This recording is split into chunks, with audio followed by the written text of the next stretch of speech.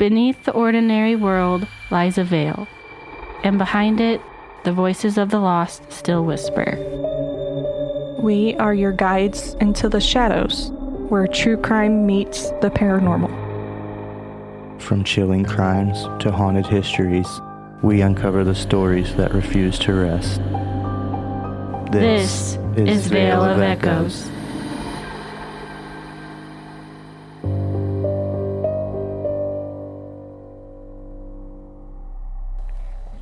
"50 episodes ago, we opened the door to something unknown. Stories hidden in the dark, crimes that left echoes behind, and mysteries waiting to be uncovered. Since then, thousands of you have stepped behind the veil with us, listening, sharing, and helping this show grow far beyond what we imagined. From the very beginning to now being heard in cities all across the world, this podcast has begun something we never could have built alone. So before tonight's story begins, we just want to say thank you for listening, for supporting Veil of Echoes, and for exploring these stories with us. And tonight, for our 50th episode, we're telling one of the most disturbing cases we've ever covered. A crime inspired by horror movies, 2 teenagers obsessed with becoming famous, and a 17-year-old girl who never saw them coming. This is the murder of Cassie Jo Stoddart. September 22nd, 2006, Pocatello, Idaho. A quiet neighborhood. Most houses are dark, families asleep, doors locked for the night. But inside one house, a 17-year-old girl is alone. Cassie Jo Stoddart. House sitting for her aunt and uncle while they're out of town. Just one night. Just a quiet evening watching movies. Waiting for morning. What she doesn't know is that 2 people she trusts are outside the house, standing in the darkness, watching. Earlier that night, they had already been inside, walking through the halls, unlocking a door, making sure they could come back later. Because tonight, they're planning something. Something they've been talking about for weeks. Something they even filmed themselves discussing. Murder. Not out of anger. Not out of revenge. But because they wanted to know what it felt like. This is episode 50, the murder of Cassie Jo Stoddart. A case where 2 teenagers tried to turn real life into a horror movie.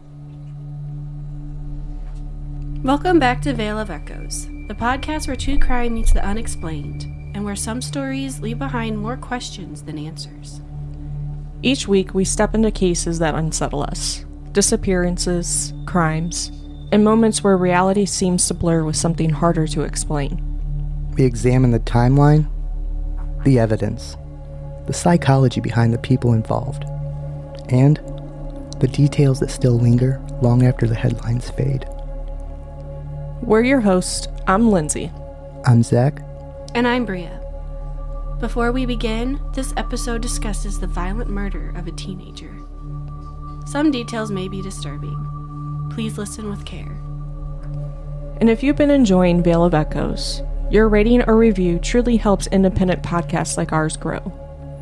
It takes less than a minute on Apple Podcast or Spotify, but it helps these stories reach more listeners.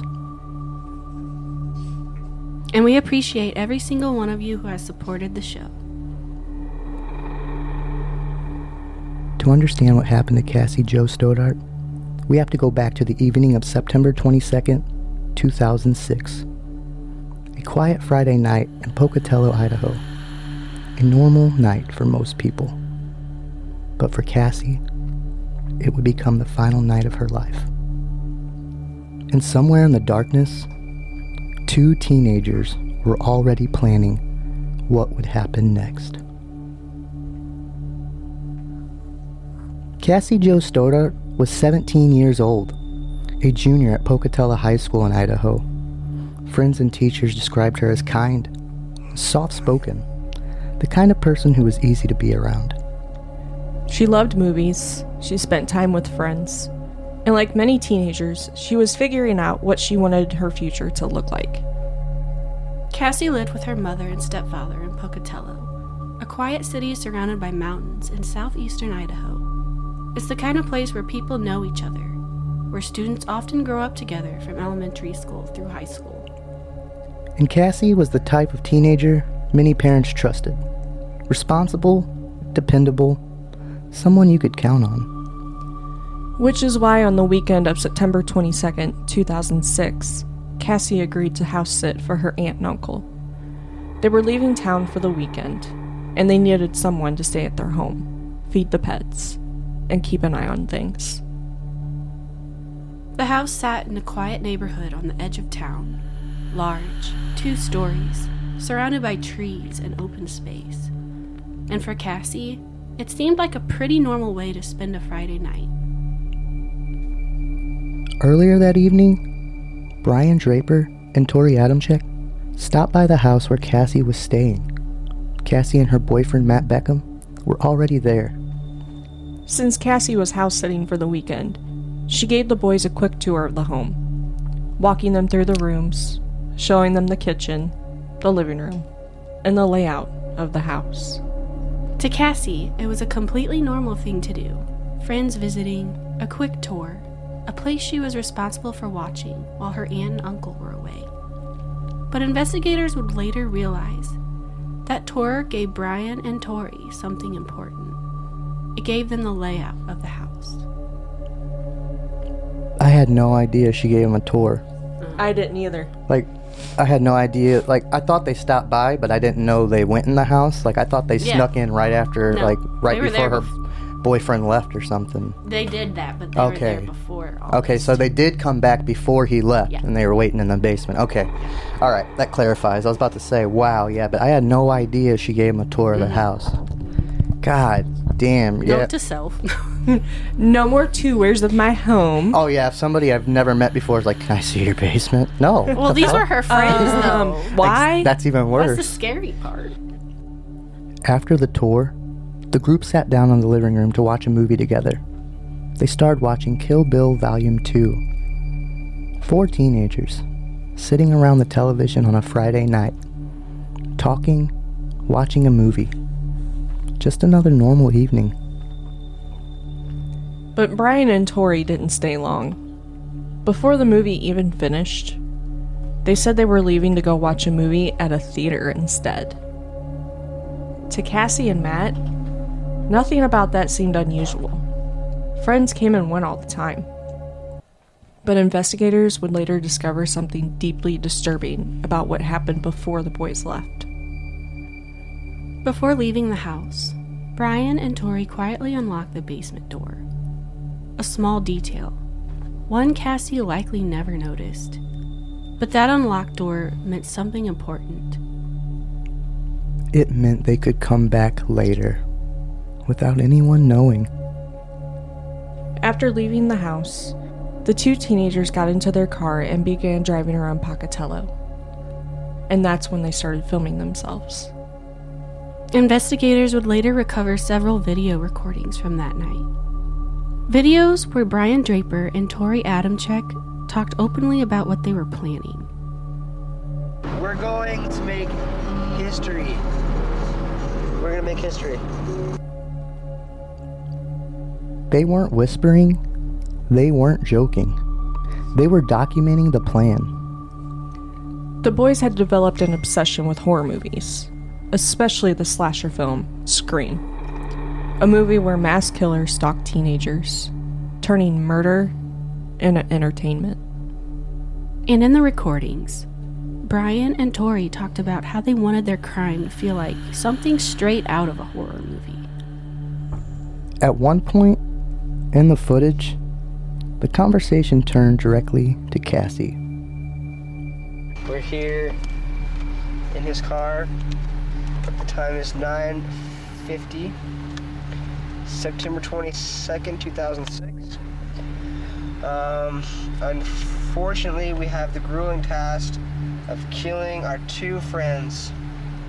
And they are right in that house just down the street. We just talked to them. We were there for an hour. But We checked out the whole house. We know there's lots of doors. There's lots of places to hide. I unlocked the back doors, so it's all unlocked. Now we just gotta wait. And yeah, we're really nervous right now, but we're ready.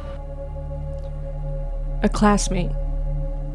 Someone they had just been sitting with hours earlier. And someone who had unknowingly shown them exactly how to get around the house. Later that night, Brian and Torey would return, entering through the door they had unlocked earlier. And inside the house, Cassie Jo Stoddart would be alone. What happened next would become one of the most disturbing crimes committed by teenagers in modern American history. And the whole sad part about this is they just wanted to know, like, they had an idea of who else they were going to kill. Oh yeah, they had a list, didn't they? Yeah. And there's even like document of them talking about what they were going to do next. Yeah, and then they would drive by these, like, people's houses, see if they were home. And they just started with her because it was opportunity. Exactly. It was easy. Mm-hmm. Yeah, I mean, it could have been anybody. Any of their other classmates that would have had the same And situation. if you watch the videos, like the tape recorder, they videotaped her, like, the day of the murder. Oh, yeah. Like, in her Oh, yeah, locker. didn't walking around the they- hallways yeah. and stuff, and like that was their target. So Fucked probably up. not. They probably wanted to start with her to begin with. Yeah. That's why they didn't mention anybody else to begin. They like, we're gonna murder. Like, They already knew who they wanted. Mm-hmm. I mean, they... because it was weeks, right? Or was it a week or so? Like, they were recording for a minute before they killed her. Yeah, they've been planning it. Yeah. Because I think Torey was one of the new kids or something, and then he started hanging out with Brian. And then, you know how that goes. Like, oh, they both were in horror movies and stuff like that, and then I guess one of them convinced the other. I was trying to see how long they recorded her before. I watched in the new documentary. I thought it was a while because I think Brian had a crush on Cassie too. That's what he said. He had a crush on her. Well, that's a fucking hell of a way to show it. A day before the murder, Draper and blah blah blah were recorded discussing choosing Cassie as their first victim. Brian said, "We found our victim, and sad as it may be, she is one of our friends. But you know what? We all have to make sacrifices." Yeah. That's not a sacrifice. Yeah. That's not a sacrifice at all. It's fucked up. What are you trying to do? Please the sun gods? What the fuck is going on? Yeah. Bro, it's AD now, not BC. Yeah, I was about ready to say. That's just... oh, hey. It's a sacrifice we all have to make. Yeah. It's okay. Those two should have been fucking shot in the face, executed as soon as they arrested them. Like, you literally planned this out. Went through you recorded it, wrote it down, took like, what the Did they get them for premeditation? I think so. I mean, Because they would have had to have... They're in there for life. after leaving the house earlier that evening, Brian and Torey drove around Pocatello for a while. But they weren't done with the night. At some point later that evening, the boys returned to the Whispering Cliffs neighborhood. They didn't park in the driveway. Instead, they parked their car down the street, away from the house, away from the lights. Then they stepped out of the car and prepared.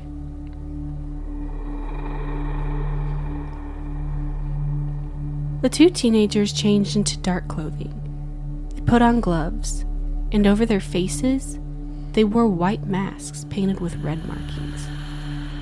Masks meant to hide who they were. Masks meant to make the night feel like a horror movie. Using the basement door they had secretly unlocked earlier that night, the boys quietly entered the home.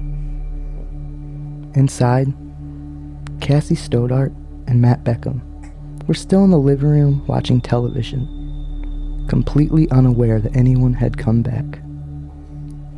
From the basement, Draper and Adamcik began making noises. Loud footsteps, sounds meant to echo through the house.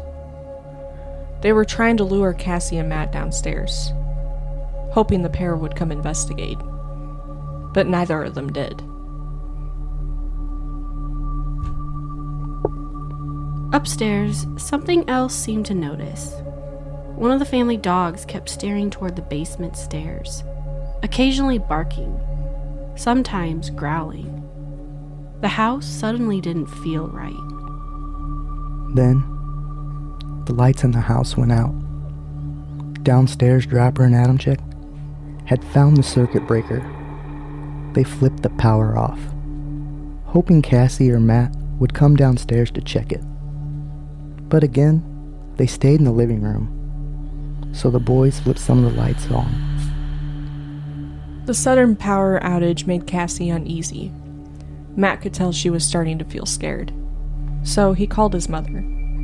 He asked if he could stay the night at the house with Cassie, just so she wouldn't be alone. But his mother said no. Instead, she offered another solution. Cassie could come home with Matt and spend the night at their house, and she would drive Cassie back to the Whispering Cliffs home the next morning. But Cassie declined. She had promised her aunt and uncle she would stay at the house, to watch it, and take care of the animals. She didn't want to leave her responsibility behind. Around 10:30 that night, Matt's mother arrived to pick him up.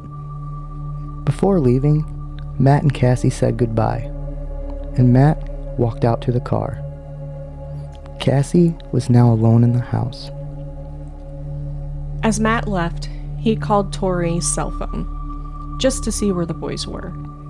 Maybe they could meet up later. Adamcik answered, but Matt could barely hear him. He was whispering. Matt assumed they were inside the movie theater, but Adamcik wasn't in a theater. He was inside the house.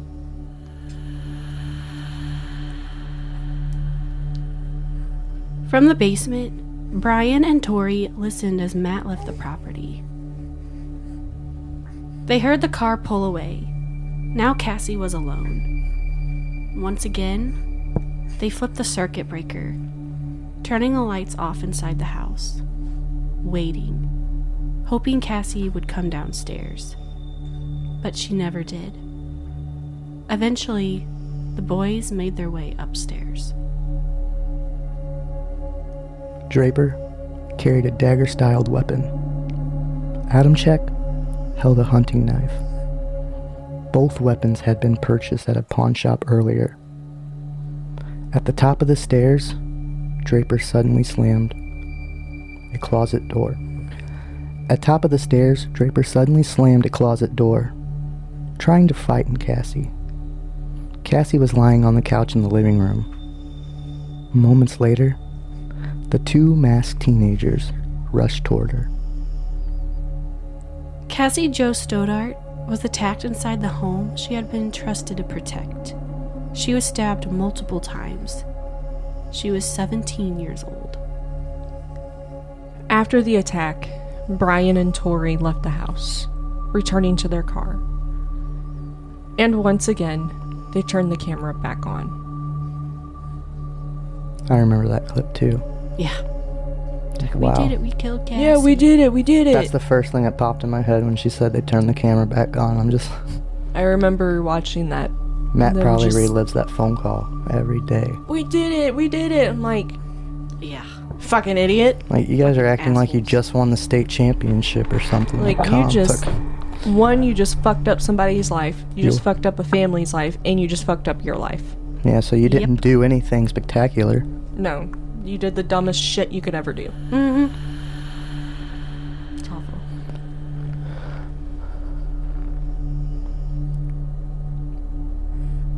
Because what investigators would eventually discover was that the killers had recorded much of their plan on video. And those recordings would soon reveal the truth about what happened that night.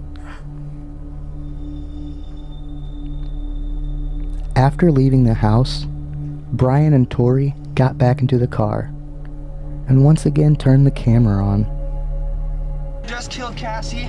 We just left her house. This is not a fucking joke. I stabbed her in the throat and I saw her lifeless body just disappear. Dude, I just killed Cassie. Oh, fuck. That felt like it wasn't real. I mean, it went by so fast. Shut the fuck up. We gotta get our act straight. Those words would later become some of the most chilling evidence in the entire case. Because the boys weren't panicked, they weren't scared. They were excited. In the footage recorded inside the car, the teenagers talked about what they had just done, about the attack, about the plan, and about how they believed they would now become famous. The murder of Cassie Stoddart wasn't a moment of rage. It was something they had planned and documented. But they didn't realize something.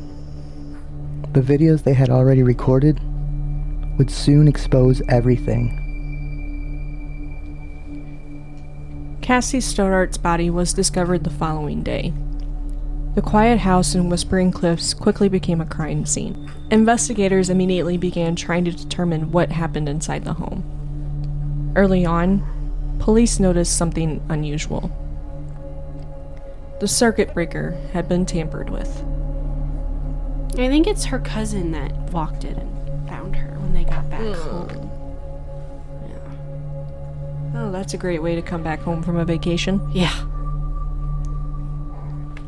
Because the power inside the house had been flipped on and off before the murder, detectives initially focused on someone who had previously worked with the electrical system in the home. Cassie's mother's boyfriend was briefly considered a person of interest. His fingerprints were found on the circuit breaker door. But he quickly provided a reasonable explanation. He had done electrical work at the house months earlier. And the Contreras family confirmed it. That had to be a heart dropper for him. Yeah. Like, no, I was literally there just working. Oh my gosh. Yes. Investigators then turned their attention to the last person known to have seen Cassie alive. Her boyfriend, Matt Beckham. Matt explained that the lights had been flickering earlier that evening while he was at the house. And his mother confirmed she had even heard Cassie's voice when Matt came outside to leave. After passing a polygraph test and providing a consistent timeline, Matt was cleared. But something else caught detectives' attention. 2 teenagers who had been at the house earlier that night. Brian Draper and Torey Adamcik. So what would you guys do in this situation? Like if you were her and you heard, I don't know, like seen the dog barking, growling down the basement, and then the lights all of a sudden go off, and then you hear a door slam, and then you're like... I mean, I would be going and investigating it, but that's just me, because I would want to know, why did my lights just go out? Well, that, and I feel she was so scared she stayed on the couch the whole time. Yeah. That's awful. And did you see what those masks look like? They're creepy. Yes. No, because every video I've seen They buried them. They went and buried all the evidence and the tape recorder afterwards, but this is what they look like. Like, can you imagine someone coming at you like that? With that? looking like some fucking clowns from Hell House. You know, it kind of reminds me of something from The Purge. Yes. But that poor thing, that's what she saw coming at her. She never even knew who killed her. I don't think they even... Yeah, as far as I know, they didn't say anything about removing their mask during the process or anything. It's awful. Just because they wanted to kill someone. Really? When investigators first questioned Draper and Adamcik, the boys told police they had gone to the movie theater after leaving Cassie's home. They claimed they watched the horror film Pulse. But detectives quickly noticed something strange. Neither boy could describe the movie. And they couldn't recall scenes. And they couldn't remember the plot. So they weren't smart at all. I mean, that is a forgettable movie, but like, you would think you would make sense. you Like, just oh, watched well, the let's movie ask us if you just what it's watched it last about. night, you could have Like been Antrim. like, oh, hey. Wait, is Pulse the one where, like, I've never that seen shit it. was, like, coming out of the wall or something? Maybe. I think it was a horror movie. Because I remember there was a light-skinned dude in there, and I Yeah, I don't remember know. one part where, like, he locked himself in a room and was like, something was, like, talking to him through the wall, and then... It's a Japanese horror film that explores themes of loneliness, isolation, and the existential dread of the digital age, where ghosts invade real world through the internet. Huh. I watched I knew that it was one. a horror movie, but... And it's directed by Kiyoshi Kurosawa. Huh. How come I can say like Japanese and Sawa. Chinese stuff easier I don't than Anime. like That reminded me, Sawa. I was thinking of Devin. Is it Devin Sawa? Mm-hmm. I didn't know he was Stan in Eminem's music video. Oh, yeah. It's hard to believe, huh? I saw One of something my of that favorite earlier. movies And I'm he's like, in what? is, I didn't know that. Born to be Wild. Because I think his son just fun, met Eminem, It's a good and movie. it said something like, "Oh, I was." I'm like, Because he was the dad and the uncle in the Child's Play series. Yes. That's so cool too. And Yeah, he was on the it's okay, first. I got my baby right. Was it the first two Final Destinations he was Oh, on? Because yeah, I think that's he right, died in the that's right. beginning of the second one. Yeah. I know he was Stan. No, I still like him. I always thought he was good for those parts. Just like finally- Josh Hartnett. Well, I finally watched the newest Final Destination. Bloodlines. Yeah. Yeah, months ago. We watched it at That made me Caleb's terrified of sisters. how high that fucking. Who even thought that was a good idea? Yeah, we those watched weird it. swing restaurants. Yes. Hell no. With glass as the floor. Yeah, I don't care for heights as it is. That's why I don't really fly anywhere.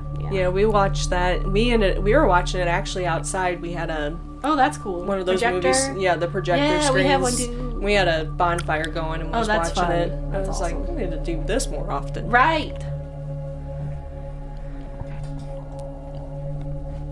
Under pressure, their story changed. Now, they claim they had spent the night breaking into cars around town instead.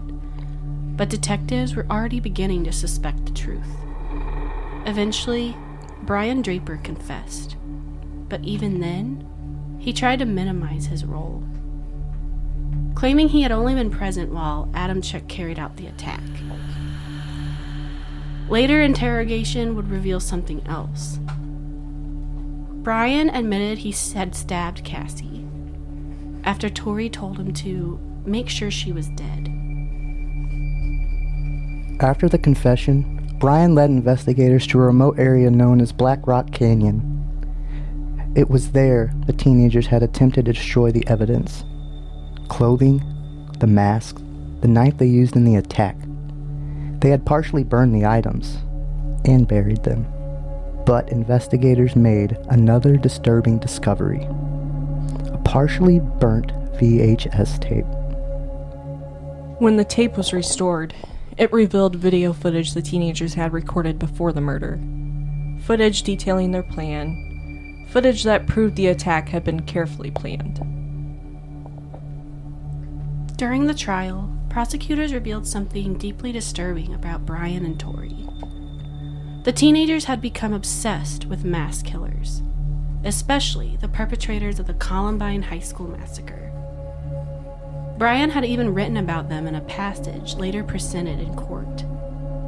In the writing, he described the Columbine attackers as heroes, and said he wished he could go back in time and be part of their lives. Prosecutors also revealed the boys' fascination with the horror film Scream, a movie where mass killers stalk teenagers, turning murder into entertainment. It's kind of weird to think about, like, Scream inspired their murder, Yeah. but I feel their murder inspired the later installations of Scream, because Rory McCulkin, his character and his buddy, they started recording themselves killing. Oh, yeah? That's weird. I mean, it could have had an influence on the later films. Yeah. It's that circle of life, Yeah. unfortunately. In 2007, both teenagers were convicted of first-degree murder. Brian Draper on April 17th and Torey Adamcik on June 8th. On August 31st, 2007, both were sentenced to life in prison without the possibility of parole, plus an additional sentence for conspiracy to commit murder. They are currently incarcerated at the Ohio State Correctional Institution. Before we close this episode, we want to take a moment to remember Cassie Jo Stoddart. She was 17 years old, a daughter, a friend, a student who loved spending time with the people around her. She was responsible enough that her family trusted her to watch their home, to care for their pets, and to do the right thing. And that night, she kept that promise, even when she was offered a chance to leave. More than 500 people attended Cassie's funeral, an entire community grieving a life taken far too soon. But her story didn't end there. In the years after her death, Cassie's family created a tradition called Pumpkins for Cassie. Each fall, members of the community donate to local charities like the Idaho Food Bank and the Pocatello Animal Shelter. And in return, they receive a pumpkin. A simple act of kindness, a way to give back, and a way to keep Cassie's memory alive. Cassie Jo Stoddart should not be remembered for how her life ended, but for how she lived. And for the reminder that kindness, community, and memory can outlast even the darkest tragedies.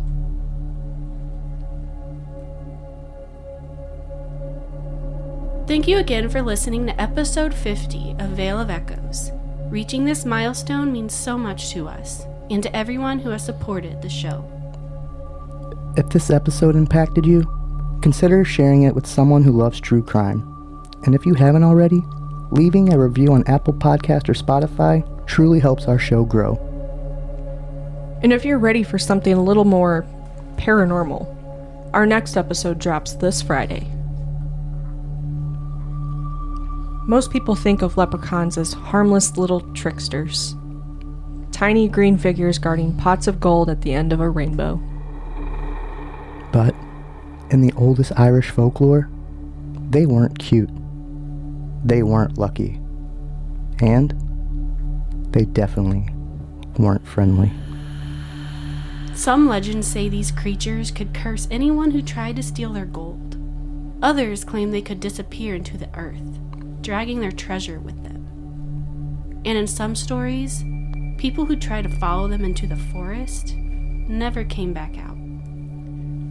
This Friday, we're exploring the darker side of Irish folklore.